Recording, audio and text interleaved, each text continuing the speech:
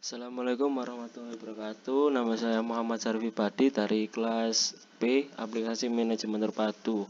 NPM saya 1901-2010-343. Saya akan menjelaskan dari PT Bulan Sabit atau perusahaan produksi kami. Tahapan fungsi manajemen manufaktur atau produksi ada 3: pengolahan, pendukung, pengawasan. Untuk pengolahan adalah sebuah teknik atau metode yang digunakan untuk mengolah produk. Proses ini sangat penting dan perlu diperhatikan oleh perusahaan secara sistematis. Mengapa demikian? Agar pemanfaatan sumber daya dapat jasa pendukung sarana. Untuk pendukung, perusahaan kami diperlukan untuk penetapan metode yang digunakan agar proses bisa dilakukan secara efektif dan efisien. Fungsinya itu untuk membantu perusahaan bersaing secara sehat dengan meningkatkan produksi yang berkualitas maupun hasilnya.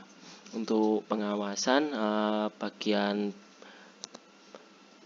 pengandaian atau pengawasan merupakan fungsi untuk menjamin perusahaan atau kegiatan sesuai dengan perencanaan. Terus ada maksud dan tujuan dalam perusahaan dan pengolahan masukan atau input yang dilaksanakan. Untuk 5 tahapan fungsi manajemen manufaktur atau produksi, ada 5, yaitu memilih bahan dan rencana. Untuk memilih bahan, fungsi awal dari manajemen ini adalah memilih bahan baku yang tepat dan berbagai menu untuk dipasarkan. Bahan baku yang dipilih harus sesuai dengan kebutuhan konsumen yang memberikan nilai yang maksimum. Untuk rencana, fungsi perencanaan merupakan keterkaitan dan pengorganisasian kegiatan produksi yang dilakukan dengan waktu atau periode tertentu.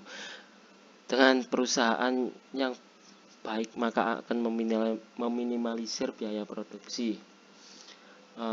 Untuk ini ada manajemen persediaan, ada tabel di PPT.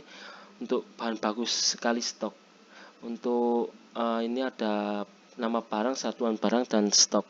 Untuk nama barang contohnya telur 10 kilo harga 500.000, ada daging, ada aneka buah, aneka sirup, minyak, mentega, air, ayam, aneka sayuran, jamur, ya, yang ada di tabel kami.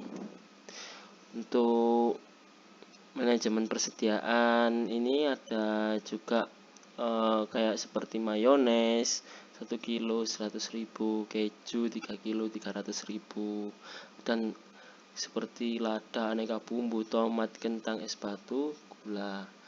Dan itu ada satuan berat dan stoknya akan menampilkan harga. Untuk siklus proses penjualan dengan transaksi tunai dan kredit. Siklus penjualan transaksi tunai yang ada 6. Yang pertama, mengecek permintaan konsumen yang akan dipesan dengan order serta pesanan. Untuk 2, menyiapkan total transaksi antara penjual dan pembeli untuk disampaikan kepada konsumen dengan nota. Ketiga, menyiapkan daftar menu yang dipesan oleh konsumen untuk disajikan.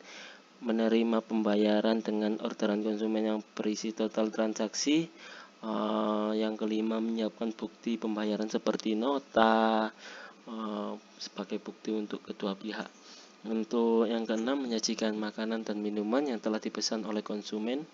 Jadi kita selalu memaksimalkan pelayanan kami untuk konsumen agar dapat feedback yang baik dari konsumen maupun pelaku usaha lain.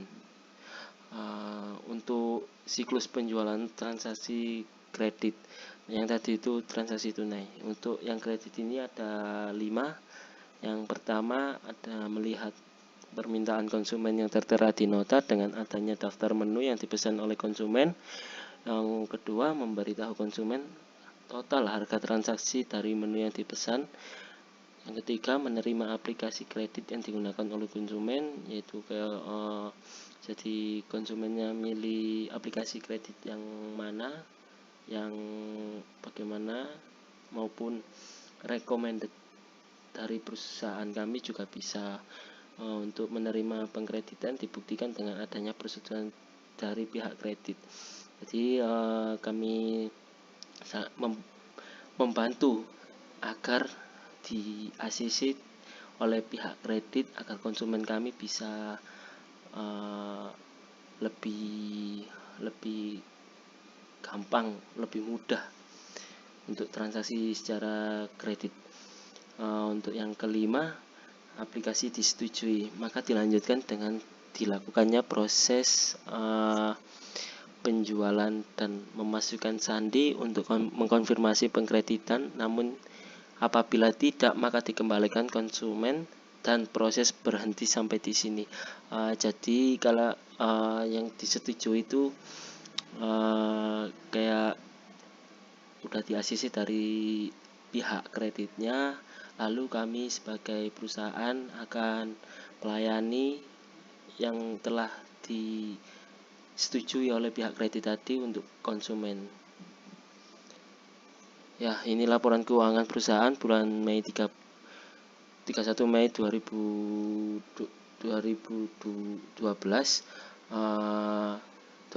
mohon maaf.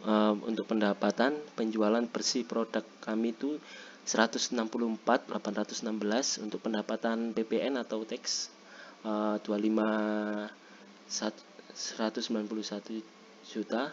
Untuk yang pendapatan sewa parkir 8.982.